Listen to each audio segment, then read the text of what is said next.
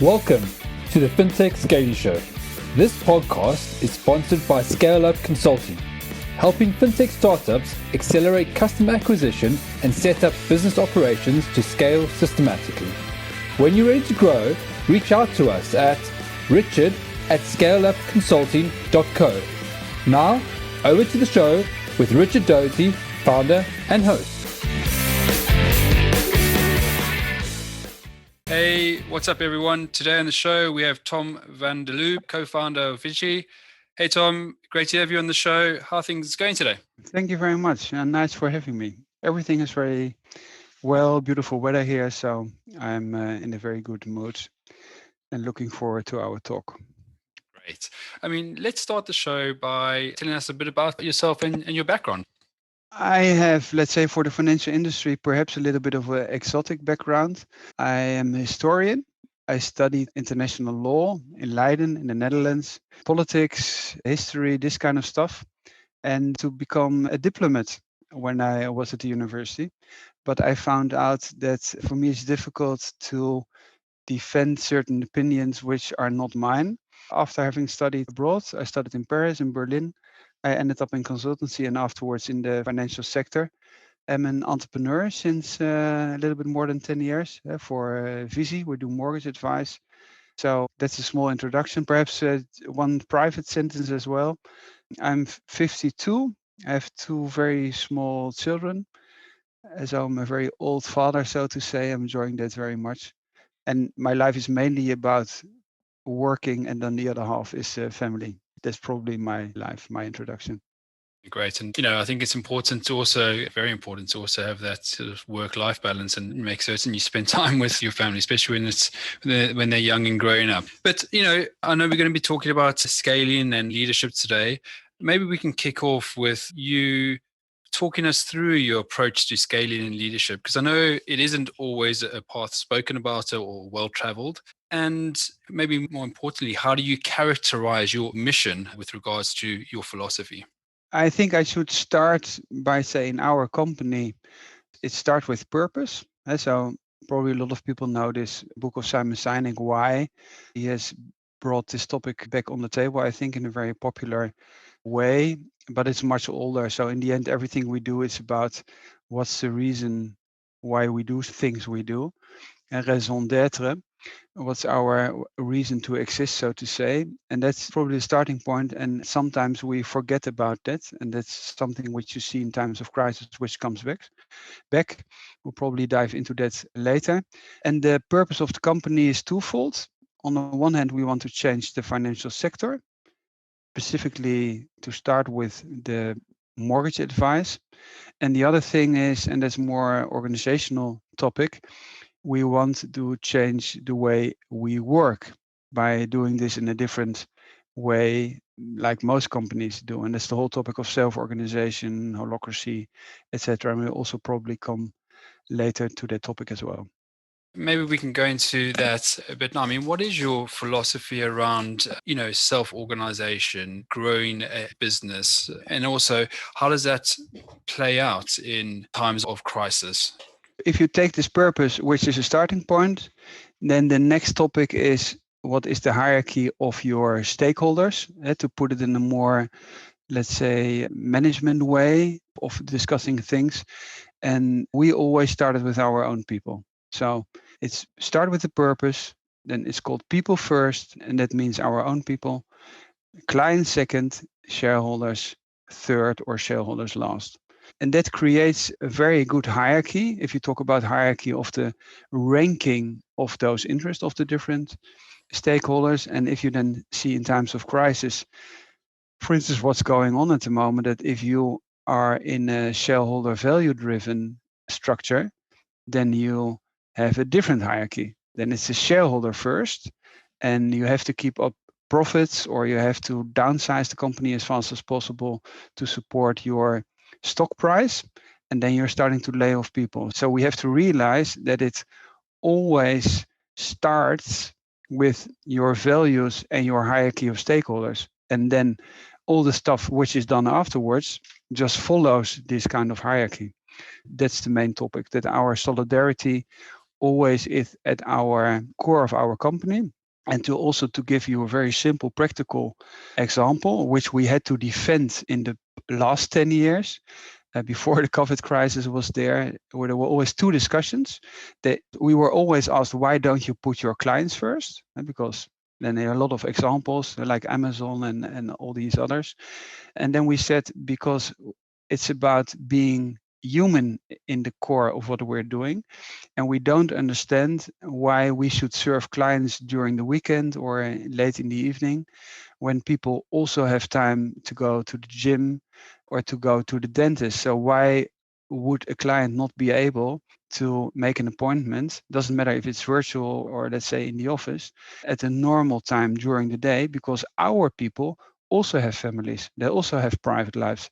So we don't advise clients during the weekend. We don't advise clients during the evening, and it works pretty well. And the other aspect is about shareholders. We were often asked why we don't grow faster, why we don't get a lot of private equity into the company. And then the answer always was, we want to be owners of our own company as long as possible, to be able to decide what we think is right for the company. You mentioned a number of things, and it sounds like, from the purpose to the hierarchy to the solidarity at its core, you building an ecosystem, and that ecosystem is built around trust. Yeah, that's correct. How does that play out practically in sort of your day-to-day operations and maybe longer term, your visions and goals? Yeah, perhaps I have to explain that I also have studied economics, but let's say if it's really about the core or the matter of things, in the end, you always go back to philosophical discussions, things that really matter. And we have, for instance, only one rule in the company. And that's the golden rule. Treat other people like you wanted to be treated yourself. And you can adapt this rule to everything you do in the company. So if it's towards clients or suppliers or the environment or paying taxes, etc., it's always, what would I expect when I would be on the other side of the table? And it works pretty well. And it sounds very simple, but in the end, most things are very simple. We make things very complicated, or we talk around topics. But in the end, also, for instance, solidarity is very simple, and it's at the core of our being human. And that's what you also see in times of crisis, but you also see it in the language. We see, let's say, altruistic behavior, helping others. We see this as something positive, and behaving in an egoistic way, we see, as a society or also as human beings, we see this as a negative thing.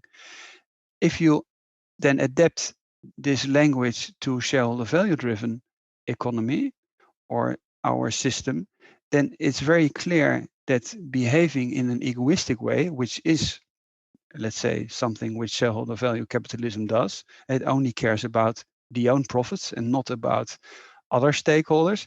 That's something we normally would not accept. But by using different words, we try to avoid this kind of clear discussion going on. And you have the same with human resources. So the word resources is something which, if you are the resource, is a word you wouldn't like. You want to be treated as a human being, and you want to be treated with respect, and you want to be supported in difficult times. There's also something which you want to have. You want to be treated by your friends, and you want to be helped by your friends when you are in problems. You don't want to laid off in a friendship by your friends when you just go through a divorce or when you're sick. So I would say, in the end, everything is very simple and everything is very clear. But the difficult thing is to be clear on our values and what is right and what is wrong. Some important and interesting insights there. I mean, you mentioned human resources. I mean, maybe human capital, we can also refer to it as. But, in this style of leading a company, what is the impact on your workforce? I mean, they are self-organizing, they are value-driven, purpose-driven. But again, what is the impact across teams as you drive forward on this mission?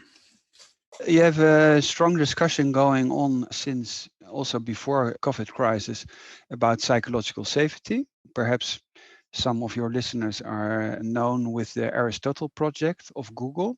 And Google did this research because they wanted to find out why are certain teams more productive than others. Now, just to start with the conclusion, it's about psychological safety. So if people feel safe in their environments and they're able to share their questions or that they want to criticize each other or they want to search together for the best solution, you have the highest performance. The framing is interesting because people always search for the highest performance and then they find out that treating each other, let's say equally or respectfully, creates the highest output. So I would say there you are again back at the start, that if you treat each other in a respectful way and people feel safe, your productivity is also much higher. So if you just take the COVID crisis as an example, as a company, you have two possibilities. You can say, okay, I will try to avoid as long as possible any layoffs, and I will try as owners to put money into the company as long as possible because I know how difficult it has been to build up this company, which is a typical behavior of small and medium-sized enterprises. Or the other possibility is I just don't care. I'm short-term oriented, and by pronouncing that I will do layoffs, the investors which are sitting around the world anonymously keeping their shares for 3 months, they will react in a positive way because they know that in the short term, the profits are stabilized. And these are the two options you have. So, but if you decide for the first option I just described, then in the long term, you will have a healthier company, but also higher returns and a higher shareholder value. So that's something which I find so interesting, that it's not that if you behave in a human way, you are punished by that by doing, let's say, from a business point of view, not so well. And those companies who behave egoistically, they do much better in an economic way. Now, that's not the case. That makes the discussion so interesting. Yeah, everyone wants to go out when they're scaling up, they're trying to solve a problem. They want to go out and they want to get the best talent in inverted commas. And, they get the best talent and they bring it into the organization in some instances, depending on how the company set up. That talent is filtered into a silo.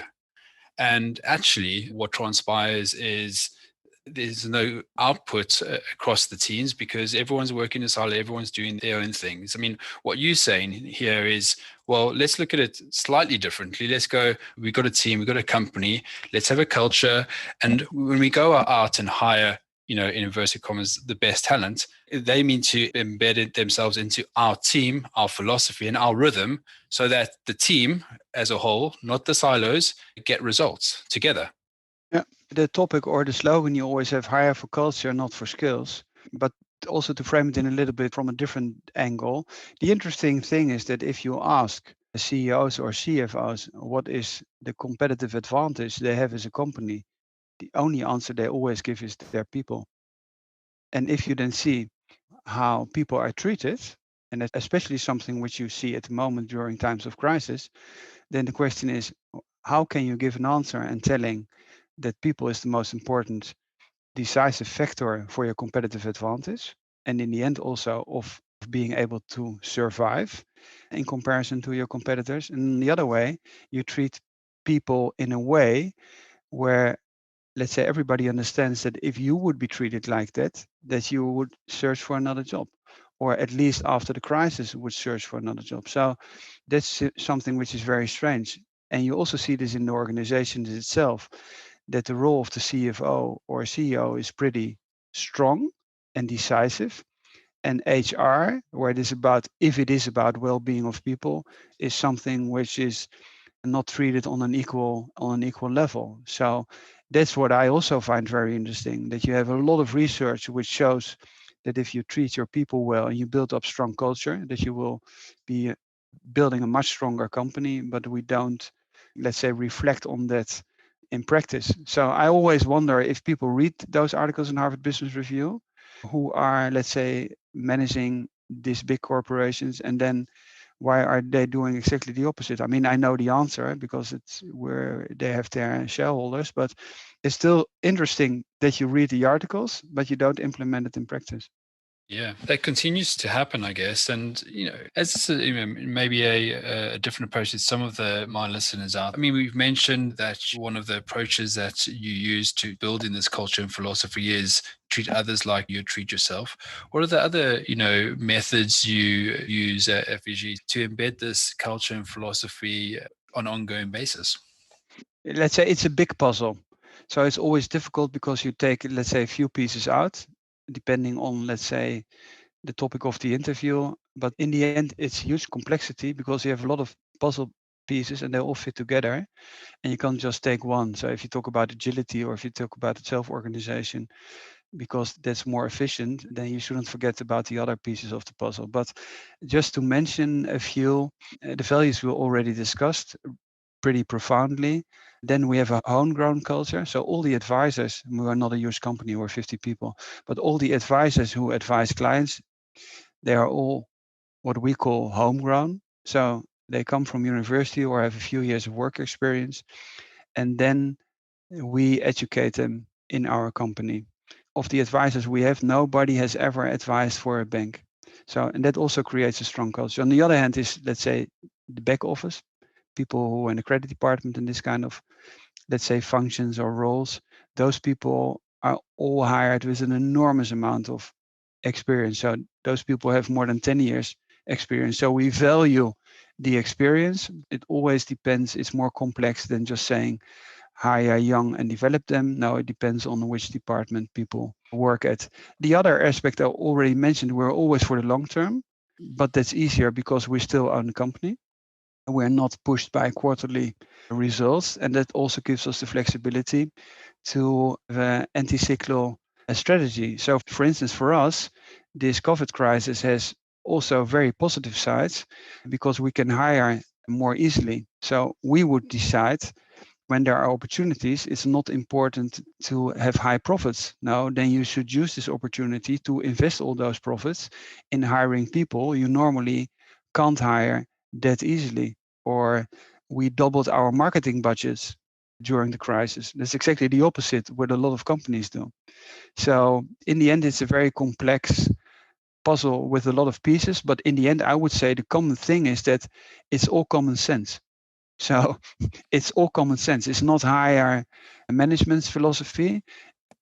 I would say that all those small and medium-sized enterprises try to show solidarity to their people. They know how difficult it has been to build up their companies. They use opportunities, and for them, it's much more about the long term than the short term. As it is a model where your teams self-organize, I mean, it would be good to get some insight as to how that actually plays out in times of crisis. I mean, we're obviously going through one right now. Do you have a case study or an example that you can share with us that brings this self-organization and culture to life for our listeners? I always try to explain things as much as possible and to keep things simple. People who are not familiar with this whole idea of self-organization, I want to tell or to say that it's not more difficult than, or we shouldn't make it more difficult than it is. What happens in the end in a self-organizing structure is that functions are split into roles, and those roles are very clear described what the responsibilities and the goals of those roles are and who is responsible for the role. In our company, you can also see this from an external perspective. So if you Google Viisi or my name and Glassrock, the software of holacracy, then you can just find our whole organizational structure and you can see what roles I have in the company. And they're all described with the accountabilities. And because it's so clear and those roles are adapted and adjusted all the times, it's totally clear who is responsible for what. And that means that in times of crisis, it doesn't matter if you sit together in an office or is everybody sitting at home, because it's still clear what the roles are and who is responsible for which role. So their hierarchy is, because often it's said now a self-organization doesn't have hierarchy. I would say the opposite. If you would define hierarchy with it's clear where responsibility is, and it doesn't matter if it's horizontal or vertical, then the self-organization structures are much clearer and much stricter because it's very clear described who is responsible. So you can't have a discussion, we're all responsible. And I thought somebody else would be taking care of the topic. And that helps in times of crisis because there it's clearer that you're not in the same room and everybody should know exactly who is doing what. But the underlying basic starting point is that everybody should feel, let's say, safe. So the first thing we did in the first week of the lockdown was by saying it's about solidarity and we'll try to avoid layoffs as long as possible. I mean, we grew in the crisis, but that's the starting point. And then people have their 100% of productivity to take care of their roles. And when I speak to a lot of self-organizing companies, a lot of companies tell that they have become more productive during times of crisis. Self-organization, I mean, it seems drive accountability, make that very clear, and is obviously quite empowering. People are able to clearly see what they need to do, and they are empowered to get on with it and move things forward. And there's also another aspect which is, I think, very important. We also have the concept of radical transparency. I mean, we have not invented it. Radical transparency comes from the parliament. You can just Google it on Wikipedia. And that means that information you need, and then let's say in the society, it's about the citizens or just we living in societies, we want to know what's going on or what is discussed in parliament. There it comes from radical transparency, but it also has a very positive effect in companies. So independent of, let's say, these crises, everybody always knows where to find what information. And that can be, on the one hand, who is responsible for what. And then people just call each other and say, I want to decide on this topic. I see you also play a role in this topic. Shall we discuss? And then I know what to decide. But it also has to do with all the figures, all the dashboards, etc. Everything is open. So everybody can search for the information, and then that's clear that is everybody is doing this and everybody has this access to all this information. You have a much higher speed. It doesn't stop because people are still able to get the information they need for their decisions to go on. So that's something I think which makes it very understandable how the system works. What about the commitment elements? I mean, you mentioned quite an interesting use case whereby you spoke to your team during or at the beginning of the initial crisis or the pandemic and said, listen, we are okay. We're not going to lay off anyone right now. We're going to make certain that we look after you, that we're in this together. I mean, surely that means the team are going to be committed to the cause, and during that, maybe crisis, the commitment stays and maybe productivity goes up. Yeah, it goes up. But it is, let's say, it's also something, let's say, if you come back to this hierarchy of stakeholders, we always had a situation where people had access to our financial figures. So people know how much cash there is in the company. Now, since the COVID crisis, it's, let's say, actively shared every week on a Thursday. That's our town hall. It only takes half an hour. And there's always the figures, always the numbers. But they are all in our Slack channels as well. So everybody can see this whenever they want, and they can see, okay, we have so much liquidity or so much cash.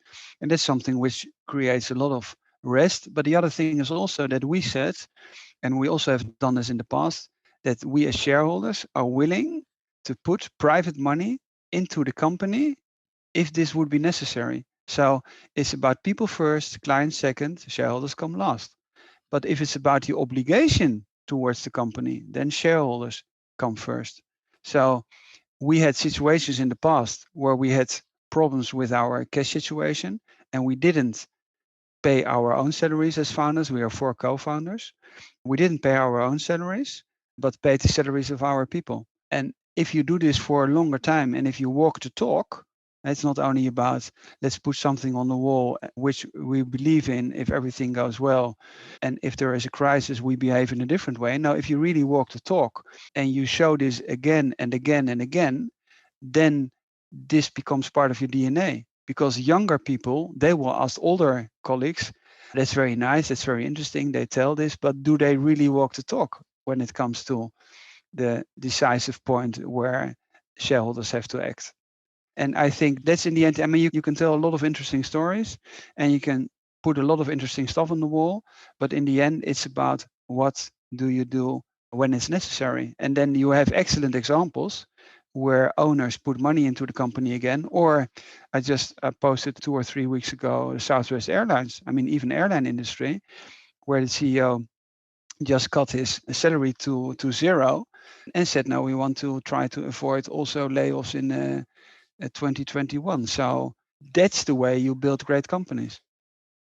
Yeah, and I guess that's also, let's walk the talk. I mean, that's ultimately what you guys are doing there is you continuously upholding the values of your company. Yeah, but it's also, for instance, let's say we as shareholders, we have exactly the same salary as our own people. So we don't have a multiple of our salaries. We just say we have different roles. We have our role in the company, like anybody else, and we have our shareholder role.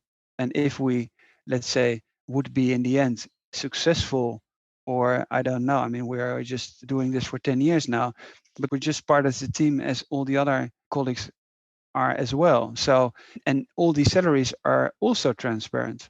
So it's not about having principles, but then not behaving in that way. So if you talk a lot about, let's say, that you're a people driven company, then in times of crisis, you're not cutting your own CEO salary to start with, and you're still negotiating your bonuses, then you don't have to speak to your people anymore, because people will just say, I just don't believe you because what you tell me is not the way you behave. So in the end, it's not very difficult, because everybody understands immediately that if somebody has earned a lot of money in the past as a CEO, that the CEO has to act first and say, okay, I've cut my salary by 50%, and now we're going to discuss if we can cut all the salaries of all the people working here by 10%. And that's exactly what the Southwest CEO did. And that make this person, let's say, a good leader and a good example. Yeah, I mean, behaviors, how you go about your daily life and your daily business, it has to uphold your values, right? I mean, it's so important. And, how does your philosophy and culture and values, how does that impact or play a role with your clients and in your customers? Yeah, that's a very interesting question, because we had before covered a lot of, as I said before, in a lot of interviews, we always had the question, do your clients accept this? And the funny thing is, they do, but it's more for another reason than we expected they would do. And that is because they also work in companies, and they just, this mental experience that they say, I also would like to be treated like my advisor is treated in the company I just talked to. So the interesting thing is that 25% of the people we hire are former clients. But it's also, let's say, from a normal common sense point of view, it's just very normal. If you work, let's say, in an extreme example, in a warehouse for Amazon, etc., and somebody can click at Amazon Prime 1 minute before 24 hours before somebody goes to bed, as somebody could have ordered this product 3 weeks ago, but didn't, and then clicks before he goes to bed. And there's a family father of two running through this warehouse at 2 o'clock at the night, so that I, the next day, will have this parcel delivered. That's normal that somebody who has to work in this kind of working circumstances doesn't like this in the long run. Perhaps it's nice as a student if you have a totally different life, but these are inhumane.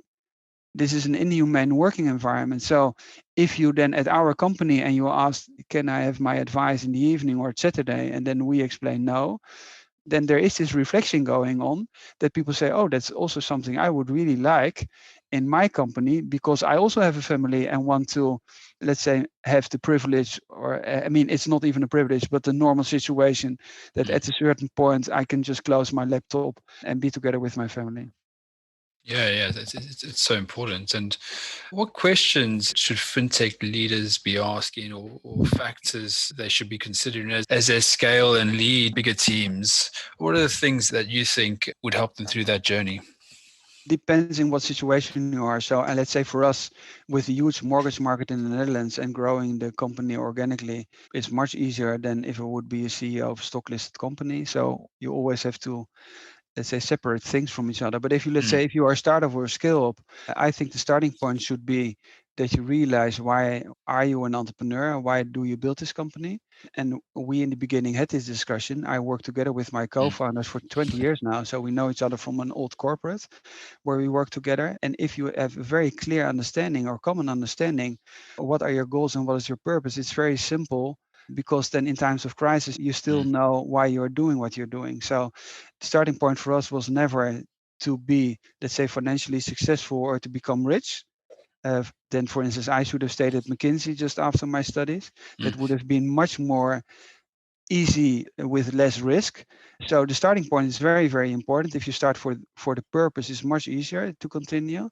And then if you are in a mid-sized company or in a huge company, it depends very, very much on the circumstances. So if you are stock listed, it's clear that in the end, it's very difficult to change, let's say, your strategy, because if you would stand there and say it's about solidarity, we're not going to lay off people, then your shareholders will call you and say, sorry, but we didn't hire you to lower my profits because I'm the owner of the company. So please change your message. So it's also a problem of in which system you're active. And young people, and that's what you just see, this Daniel Pink purpose discussion, younger people are probably, if they have good chances of getting jobs, they will decide more and more towards jobs where they feel or they find fulfillment. It's not about money. It's not only about money. So it's a mix of purpose and money. So I think if you're a fintech leader, be aware that the best people come for purpose. Yeah, some really great and valuable insights there. And obviously, part of being an entrepreneur and a leader is continuously learning. And in that vein, what book or podcast or media right now are you listening to or reading that you think of value for the wider community? Oh, that really depends on the topic. So let's say if people are interested in, let's say, organizational stuff or salaries, etc., they can just Google my name, and then depends on, let's say, where you live and what language area. There are excellent podcasts in the UK. I think about Richard Edderton, Being Human. There are more, Lisa Gill. There are a lot of interesting podcasts, for instance. And if it comes to books, just to give a different, let's say, answer, is that I think we should read less business books and much more books about history, about philosophy, etc., because it gives you a different reflection. So the more you read about Steve Jobs and Elon Musk and Jeff Bezos, etc., we don't leave our mental box that it's all about financial success, but we should try to, let's say, go back to the basics. And then if you see it from a historical point of view, I would say start with the end in mind. How would you decide if you only have 3 months to live? What is really important? Or how do you want to be seen by your environment? And that changes your scope in a very drastic way. And that's, I think, in business is the biggest problem at the moment, that we don't realize that we are reading all the time the same crap with the same short-term, financially oriented goals. And that doesn't mean that as an entrepreneur, and that's also for us, we want to be successful. We want to be market leader. We want to grow our revenues. But that's a result of a value-oriented business approach, and that's not the starting point. Yeah, so some really valuable points there. And as we wrap up the show, how can people find you and get in touch with you? I'm on LinkedIn, and I'm pretty active on LinkedIn, and everybody who wants to connect, feel free to do so. Everything we do in our company or all the experience we have, we share them openly. So we don't have any secrets besides, let's say, client data we don't share, but all the stuff is open. So if people find things interesting, just Google the stuff. And I just want to make one remark. The more podcasts and the more interviews and the more articles I do, the more specific questions I get. And I always answer. That's just on the web. So then just Google Viisi and the topic, because most of the time you will find one or two articles or podcasts where, let's say, in a very profound way, the stuff is explained. Like we just talked, I don't know, half an hour or 3/4 of an hour. So there's an enormous amount of information on the internet, and I try to focus on writing articles or giving podcasts, because then it's much more accessible to a bigger audience, so to say. Although I also want to stress that it's not about us and it's not about me. I think that the general small or medium-sized enterprises behaves exactly the way I just described. It's been brilliant. I mean, I've really enjoyed the conversation, and it's opened my eyes to a few new methods. So thanks for being on the show today and talking through your experience and giving us a bit of an insight into how to lead in times of crisis and how to build a company around self-organization. Thank you for having me.